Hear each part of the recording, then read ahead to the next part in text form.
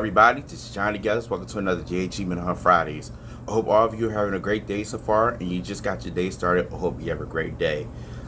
Today, this topic will be something that hits home for me because I actually experienced this, and this topic is losing a parent.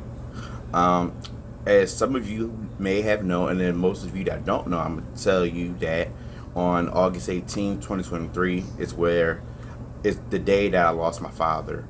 What I want to do is I want to talk about the experience of what I went through from losing my father, and the different aspects of what was happening from the time of when he was alive to the time of actually seeing him pass away. And then provide a coping skill for everyone that's actually gone through this moment of losing a parent and things of that nature. So a couple weeks back, I had got a call. Well, let me start from way in the beginning. So a couple months back, I believe this was June. My dad had called me crying, and I said, "Dad, what are you crying for?" And he said that, "Yo, I got prostate cancer." And I'm like, "Yo, I don't, I don't, they, at the time I didn't want to hear it, but." I told him, Dad, you'll be fine. They caught it early. That's a good thing. Because I actually just experienced this back in 2021 with my grandfather on my mother's side.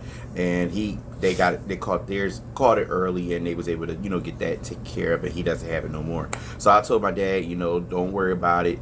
They're gonna take, you're gonna get through this and everything. A couple months later, he called me and told me that, yeah, he doesn't have prostate cancer, but he has cancer, and he didn't know what kind of cancer that he had. So going into the week of, I'll say that second week of August, that's when my dad had called me and said that he had needed help with his copay and everything, because he was going to get a procedure done on his liver. Not knowing that the procedure that was going to be done on his liver was a biopsy. So as soon as I heard that, automatically I thought in my head, oh my God, my dad has liver cancer. And the reason why I had those thoughts in my head, because I already know my dad is a heavy drinker, a heavy beer drinker. He don't drink no kinds of other alcohol except Budweiser. That's his only main choice, and he always been drinking that ever since I was a kid. So I helped him out with the copay, and I even told him when I sent that copay, I said if things were to go left, I was going to come to Alabama, because automatically in my head I thought about the time frame, because around that mid time of August was the same time that I was dealing with my grandma preparing to pass back in 2019, and those kind of emotions and thoughts kind of ran in my head. I'm like, okay, I hope this is not like the same situation I just went through 4 years ago with my grandma, finding out she had her throat cancer back, and then September she passed, in 2019. So I had those thoughts. Tuesday, the following, that Tuesday, which was the 14th, I believe that was the 14th, either the 14th or the 15th of August. I had got a call from my dad's significant other about, after the surgery, my dad had internal bleeding and everything, and fluid buildup. From there, I kind of got worried and everything, and then the next morning, that Wednesday, on August 16th, was when I had found out, that my dad had internal bleeding again on Wednesday morning, and I made a decision within myself. I say, you know what, I got to take a half day at work because I got to prepare myself to go to Alabama. I left Pittsburgh around 2:30 in the morning on Thursday, August 17th, and I got to Birmingham, Alabama around 2:54 Central Standard Time. So I did 11 hours, on the road, because originally I wanted to fly to get that first experience of flying, but the tickets were high to even get it, to purchase a ticket, and then plus it was a spare the moment trip for me to come down, come to Alabama and everything. So from that moment, I got here, got there Thursday, August 17, 2:54. Went to my dad. He was surprised to see me because he didn't know I was coming. But I told him, I said, if something was to go left, I was coming regardless and everything. And that Thursday was a good time. Even he was talking a little bit. And then later in that evening, he talked more and stuff. But also on top of that, I was getting more information from the doctor, like what is going on. One, seeing if he had liver cancer. Also see what else was going on that's causing him the impact of the internal bleeding. So for what was told to be on Thursday was that my dad had cirrhosis, which I never knew that he had that. In which I'm gonna talk about that in another video about what cirrhosis is and what the causes are, how that impacts you, and how to deal with it. But I found out he had cirrhosis of the liver. On top of that, I found out he had mild kidney failure. He had fluid in his body, fluid in his stomach, and also blood in his stomach from the internal bleeding, because they wasn't sure where the internal bleeding was coming from. From there, Thursday night, me, my dad, and my aunt, we went into a regular room, and my dad was fine. He was, chilling, drinking some water. He wanted to move around and everything like that, and everything was good. So Friday, August 18th, I woke up at 5:30 in the morning. Woke up to my dad early real bad. And once I had, woke up, turned the light on, I saw that my dad was throwing up blood all over the floor. And with that moment of seeing that, I went to the nurse, tell her what was happening, and they told me that my dad was unresponsive right then and there. So they had to do some compressions and everything, and come to find out my dad had a 15-minute cardiac arrest due to his impact of how he threw up.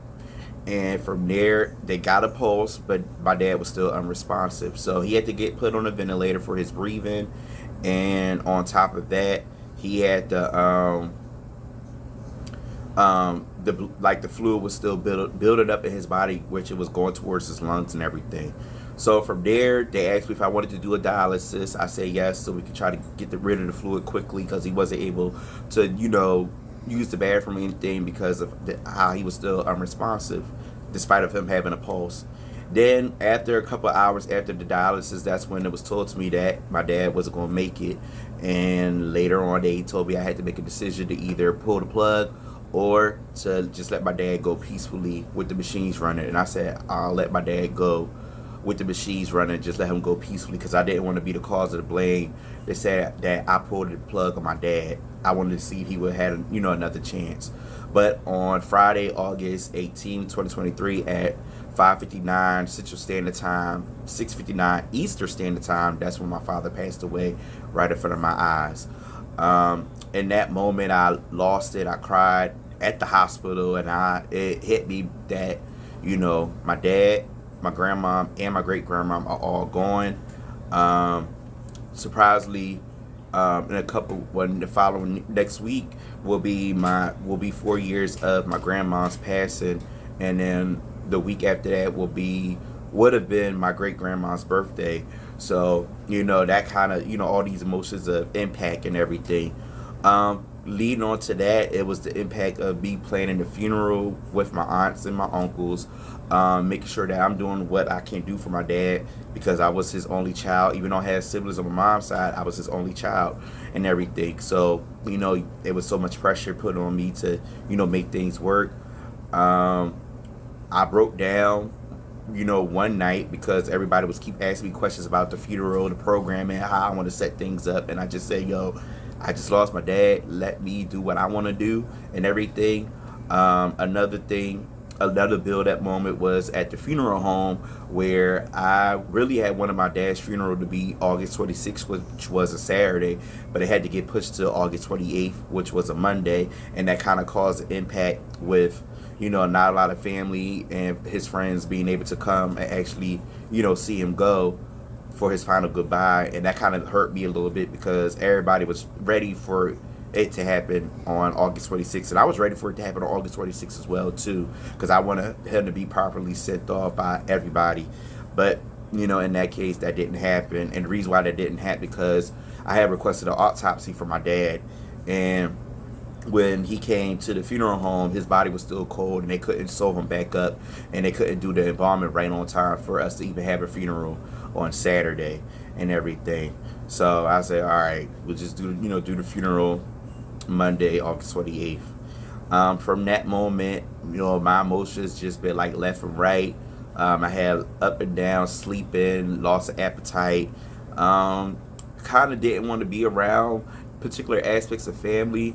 Um, so, there are moments, and even it took me some time to actually walk into my dad's house because of how every time I used to come to Alabama, the main people I see first in the house was my dad, my grandmom, and my great grandmom. And going into the house, nobody's there no more except my dad's significant other right now at the moment and everything.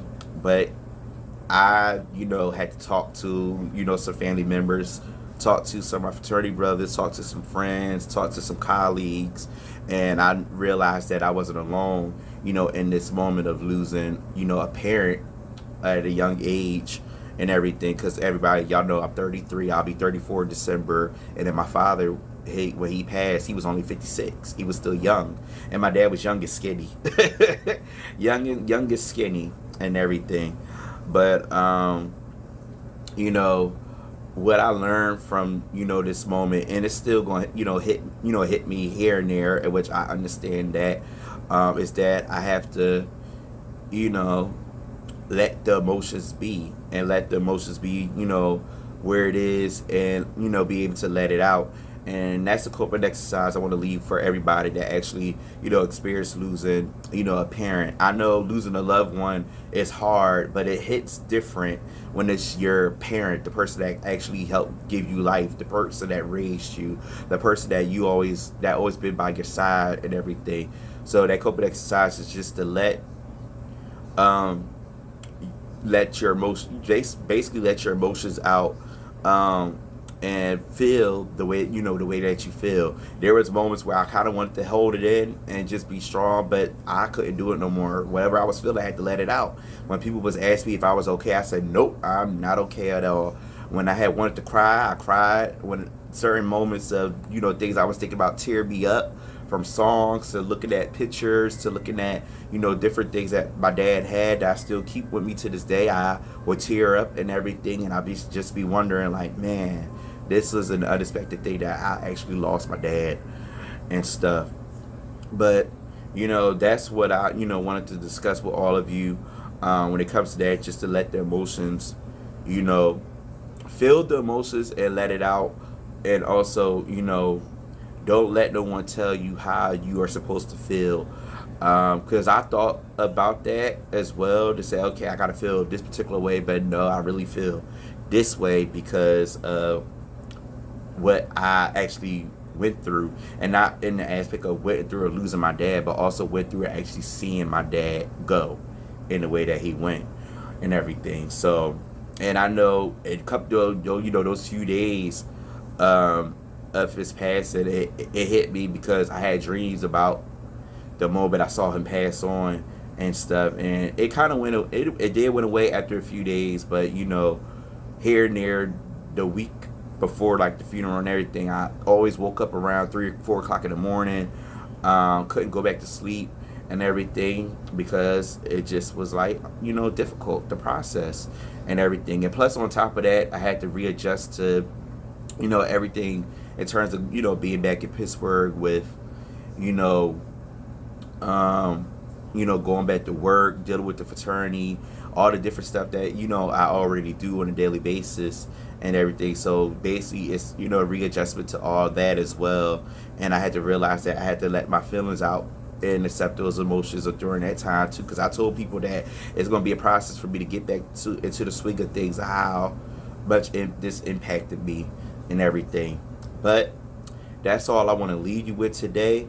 If you have any words or topics that you want me to address on JG Mental Health Fridays, you can contact me on Facebook, Instagram, LinkedIn, YouTube. Don't forget to subscribe to my YouTube channel and check out the videos on there. Also, go on my website through Rick's, check out the videos on there, learn more about me, Check out different podcast interviews I've been on. Check out different articles I did for Helpful Living Magazine and ways to connect with me for speaking engagements and other opportunities. Again, I appreciate all of you for your love and support, and I appreciate the time that y'all granted for me to just be able to process, this moment and grieve at the time that I had needed to grieve and everything.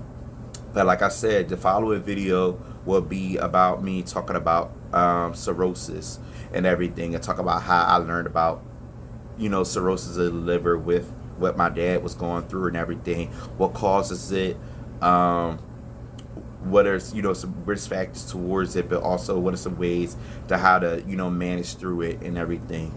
But again, I love y'all. I thank y'all. And now I'm going to leave you with the closing statement.